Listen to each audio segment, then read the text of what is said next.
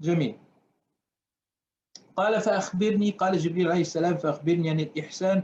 قال أن تعبد الله كأنك تراه وإن لم تكن تراه فإنه يراك. Tell me about الإحسان, that third level. خلاص, that third level, the level of الإحسان. Tell me about it. The Prophet ﷺ said أن تعبد الله كأنك تراه, to worship Allah subhanahu wa ta'ala as if you see Him subhanahu wa ta'ala.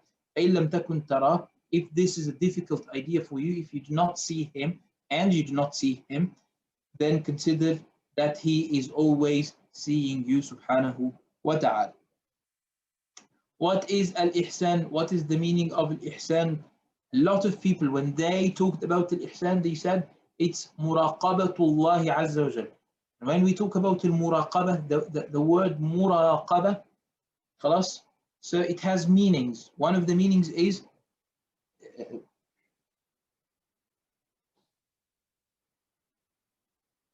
that you watch someone. You watch someone. Not necessarily secretly that you watch them and you do not want them to see you watching them, but you keep watching them. You are having your eyes on them. Muraqabatullahi ta'ala. And I'm telling you,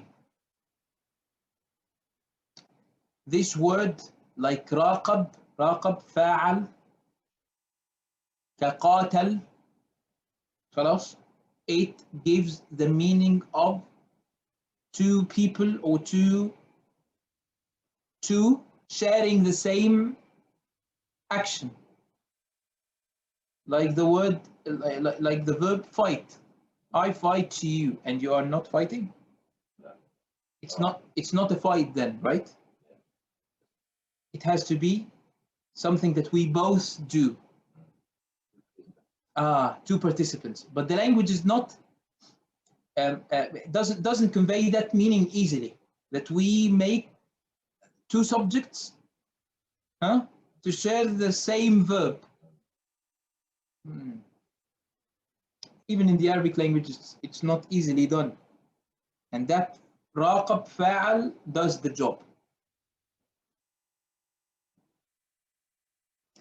والإخلاص في العبادة وأن الإنسان يشاهد الله عز وجل بعين إيمانه مطلعا عليه في جميع أحواله.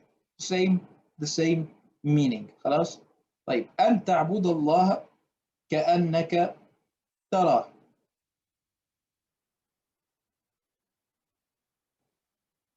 So Islam has to do with the actions. Well, Iman has to do with the heart, the beliefs. What about Al-Ihsan? The Ihsan is the enhancement of the two.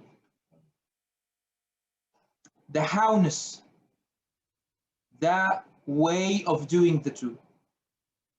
خلاص? And this is definitely in your heart. Because there is no difference between two people who are doing the same actions. If they do it exactly the same, there is no difference. But what's in the heart can make the difference. What's in the heart are the beliefs and أعمال القلب, the actions of the heart, which includes al-ihsan أو al-ikhlas أو anything that gives that meaning.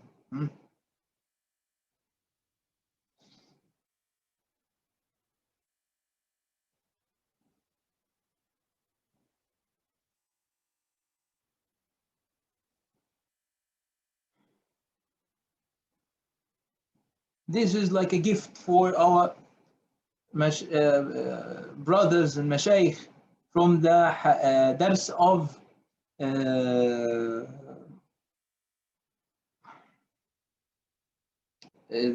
Sidi Abdul Qadir al-Jilani.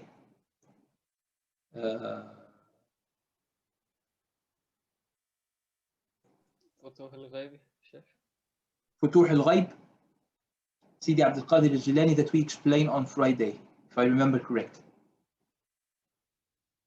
Sidi Abdul Qadir al-Jilani kept talking about the issue of al-Fana. طبعا it will be difficult for you if you haven't studied that. خلاص?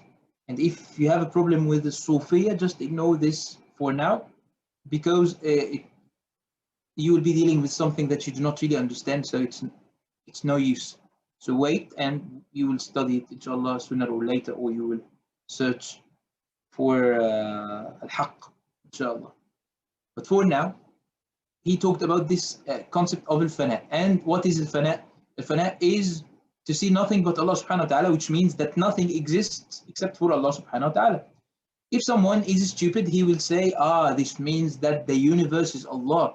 So the universe and Allah are the same thing.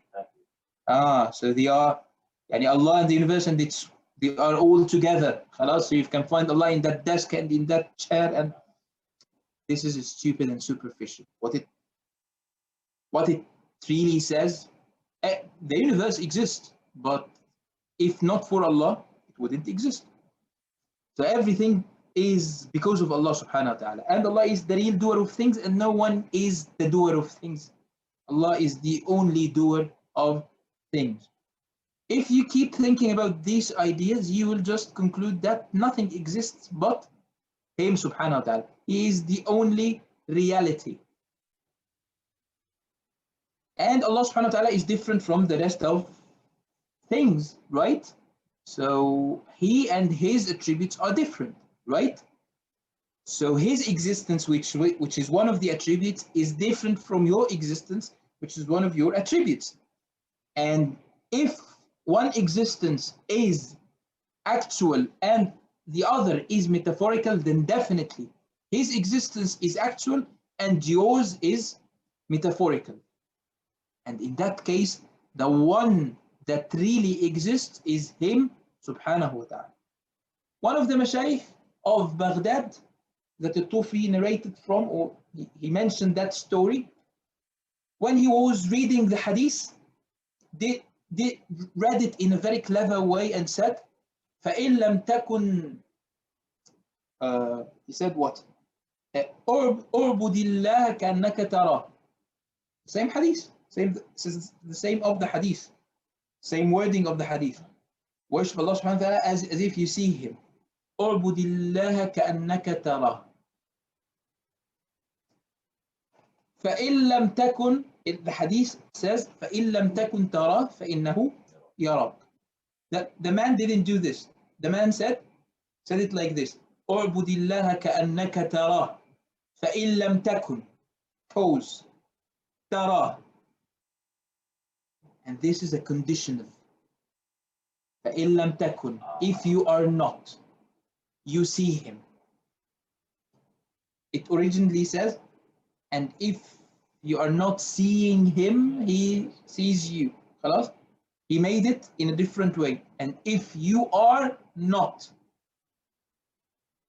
you see Him, which means if you stop seeing yourself, you see Him.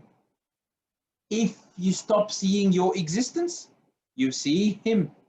خلاص?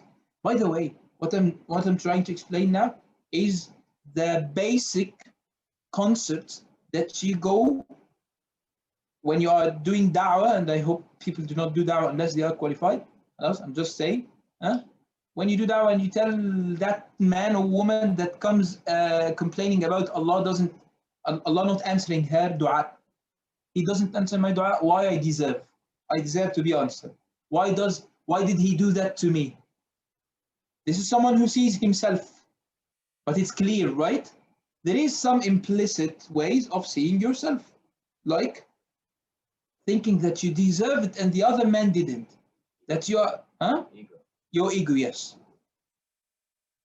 Being aware of your existence. خلاص? I am aware of my existence. Is it a sin? No, it's not a sin. But al-ihsan is not about sins. It's about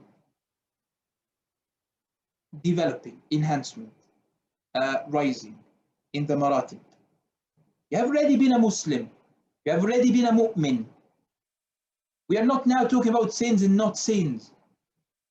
فَعَصَى آدَمُ رَبَّهُ. Adam disobeyed his Lord. Actually, according to the majority of the Mufassirin, he just forgot, or Iblis deceived him. He forgot. In the Sharia, you know that forgetfulness is an excuse, right? But if you are deceived by the Shaitan, you are definitely excused, right? How do you call it disobedience? Because of his high level. Now, permissible things for Adam will be like sins for you. You are aware of your existence, yes, but what the Mashaykh of the Sufiya are preaching, and when I say the Mashaykh of the Sufiya, not necessarily the, I'm choosing my words, the deceiving ones who live nowadays among people. Most of them are fake. I'm talking about the real Mashaykh of As-Sufi, the great Mashaykh of Sufi, as they are few people. And I'm not mentioning any names, and do not ask me, I do not know anyone. My only Shaykh in Tasawwuf is my Shaykh in Fiqh, my Shaykh in everything, in all ulum, Shaykh Muhammad Sayyid Al Hanbali. The only one I trust when it comes to such matters. So do not ask me, because this is a useless conversation. Let's go back. So this Shaykh, whose name is, and this story is mentioned here, Muhammad ibn Sakran, خلاص, فإن لم تكن ترى, فإن لم تكن, and then pause, ترى. فإن لم تكن means what? If you are not. So in your eyes, you are not. Yani you are nothing. ترى, in that case, you see him subhanahu wa ta'ala.